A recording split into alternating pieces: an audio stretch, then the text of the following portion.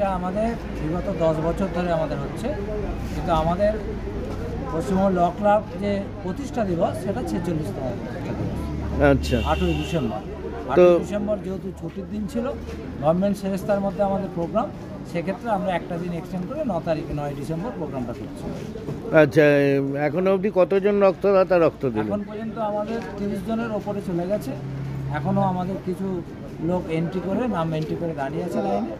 আস্তে আস্তে মোটামুটি ওটা অ্যাভারেজ 40 থেকে 50 জনের আশা করি। আচ্ছা, মানে গতবারের থেকে বেশি হবে আশা করছেন? আশা করছি। আচ্ছা, আর এমনি কারা কারা এসেছিলেন? আমাদের মধ্যে উপস্থিত ছিলেন আমাদের কর্মাধ্যক্ষ এবং আমাদের মাথার উপরে একটা গার্জিয়ান বলতে পারেন, চণ্ডীতলার বাসিন্দা ডক্টর সুবীর মুখার্জি। আমাদের সঙ্গে আছেন আমাদের ব্লকের সভাপতি, ব্লকের সহসভাপতি, আমাদের সঙ্গে আছেন বিডিও সাহেব, আমাদের সঙ্গে আছেন আমাদের ব্লক ডেভেলপমেন্ট অফিসার, যেমন বিএলআর অফিসারের সমস্ত অফিসারগণ আমাদের সঙ্গে আছেন।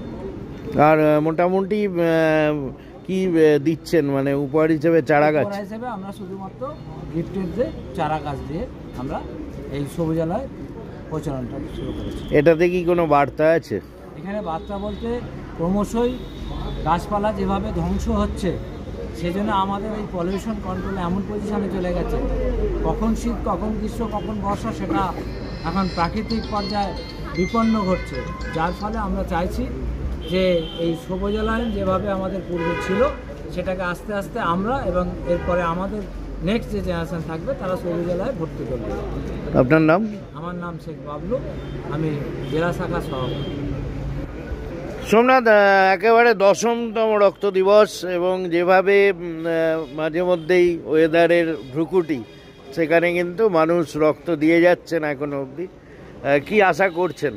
প্রথমে ধন্যবাদ জানাই টাইমস অফ মিডিয়াকে, Times of News Bangla, Arup Maitra মহাশয়কে, আমাদের চণ্ডীতলা 2 সংগঠনের তরফ থেকে। চণ্ডীতলা 2 একটা এমনই এক লকলাট সংগঠন যেটা হুগলি জেলার ইতিমধ্যেই সেরা শিরোপা পেয়েছে। আমরা শুধু শিরোপা কাজের দিক থেকে নয়, আমরা সাংগঠনিক দিক থেকে এবং সামাজিক দিক থেকে সকল প্রকার দায়বদ্ধতা পালন করে থাকি। আমরা বছরে বিভিন্ন সময় শুধু রক্তদান শিবির, বস্ত্র বিতরণ, এইটুকুনি কাজের মধ্যে সীমাবদ্ধ থাকি না। আমরা বিভিন্ন সময়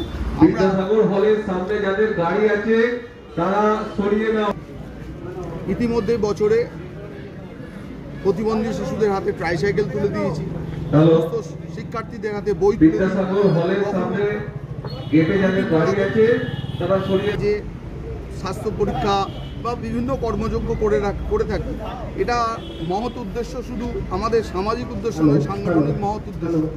তা আমরা এই কর্মসূচিগুলো পালন করি শুধু সংগঠনের শ্রীবৃদ্ধির জন্য নয়, সামাজিক শ্রীবৃদ্ধির জন্য। আমার চণ্ডীতলা 2 সব সময় মানুষের পাশে বিগত দিনেও ছিল, আগামী দিনেও থাকবে, এই অঙ্গীকারবদ্ধ। কিন্তু দুঃখের বিষয়, আমরা সব কিছু করবার পরেও পশ্চিমবঙ্গ ল ক্লাব অ্যাসোসিয়েশনে আমরা যে সাথী, আমরা স্টেট কাউন্সিল মেম্বার, দুঃখের বিষয় আমরা বিভিন্ন স্তরে এখনও আমরা অবহেলিত। আমরা আমাদের বর্তমান প্রশাসনের কাছ থেকে 14 দফা দাবি আমরা বহুদিন ধরে আদায়ের লক্ষ্যে দাবি দেওয়া পেশ করে আসছি। ইতিমধ্যে আমরা কিছু পেয়েছি, ইতিমধ্যে আমরা কিছু আমরা আদায় করতে পেরেছি দাবি দেওয়া। তো তৎসহ আমরা এই দাবি দেওয়া ছাড়াও আমাদের যে দাবি দেওয়া, সেই আদায়ের লক্ষ্যে আমরা সবসময় শুধু লড়াই আন্দোলন করব না, আমরা সামাজিকভাবেও আদায়ের লক্ষ্যে আমরা থাকব। আগামী যে রাজ্য সম্মেলন, সেখানে প্রতিনিধিত্ব করবেন শাসক দলের মন্ত্রী মলয় ঘটক, তো সেই আইনমন্ত্রীকে তো আপনারা জানাবেনই। আমরা ইতিমধ্যেই আইনমন্ত্রীকে বারংবার জানিয়েছি, 2013 সাল, 2016 সাল, 2021 সাল, বিভিন্ন সময় তাকে জানিয়েছি। আমরা আগামী এই বিগত কয়েকদিন আগে আমরা বিধানসভাতে প্রতিটা বিধায়কদের হাতে আমরা আমাদের দাবি সমূহ তুলে দিয়েছি। অলরেডি সেটা বিধানসভায় পেশও হয়েছে, বেশ কিছু বিধায়ক সেগুলো পেশ করেছে আমাদের দাবি দেওয়া সম্বন্ধে। আমাদের মাননীয় মুখ্যমন্ত্রী, দরদি মুখ্যমন্ত্রী, আশা রাখি সেই দরদি মুখ্যমন্ত্রীর কাছ থেকে আমরা ছোট্ট ভাতৃস্থানীয় আমাদের যে সংগঠন, সেই সংগঠনের দাবি দেওয়া আমরা আশা রাখি। আশা রেখেই তার কাছে আবেদন, বড়জোরে আবেদন, যে দিদি আপনারা নয়, আমরা আমাদের পরিবারকে নিয়ে আপনি কিছু হলেও চিন্তাভাবনা রাখবেন। আপনার নাম? সোমনাথ মুখার্জি, আমি চণ্ডীতলার সদস্য। দাদা কি বলবেন, এই যে ল ক্লার্ক অ্যাসোসিয়েশন সারা বছর যে সমস্ত পরিষেবামূলক কাজগুলো করে এবং সেগুলো কিছু ন্যায্য মূল্যে, অর্ধেক গরিব মানুষের কাজ, তারা পয়সা দিতে পারেন না, তবু কিন্তু তারা তাদের কর্তব্যে অবিচল, কি বলবেন? দেখুন, বিষয়টা হলো আমরা পশ্চিমবঙ্গ ল ক্লার্ক অ্যাসোসিয়েশন, সত্য এই কথা সত্য যে আমরা রুজি রুটির কারণে এই পেশার সাথে আছি, কিন্তু সমাজে তো এখনও পিছিয়ে পড়া মানুষ আছে। কেন্দ্র রাজ্য সরকারের হিসাবে নিরিখে ভারতবর্ষের 30 কোটি করে মানুষ একবেলা না খেয়ে ঘুমোয়। জমির জটিলতা সাধারণ মানুষ বোঝে না। যতই অনলাইন সিস্টেম চালু করুক, বিএসকেবি রাজ্য সরকার চালু করুক, যাদেরকে বসানো হচ্ছে সেখানে বিএসকেবিতে কন্যাশ্রী পাওয়া ছেলেমেয়েদেরকে, তারা জমির জটিলতা বোঝে না। ফলে সেখানে গরিব আমাদের সাথী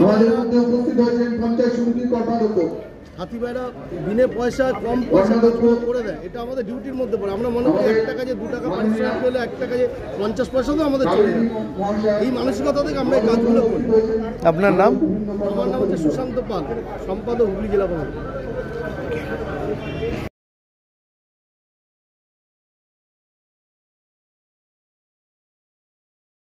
এই খবরটি নিবেদন করছেন সৌজন্য সার্সফিকা ফুডস, ডানকুনিতে খাদ্য রসিকদের জন্য সেরা ঠিকানা।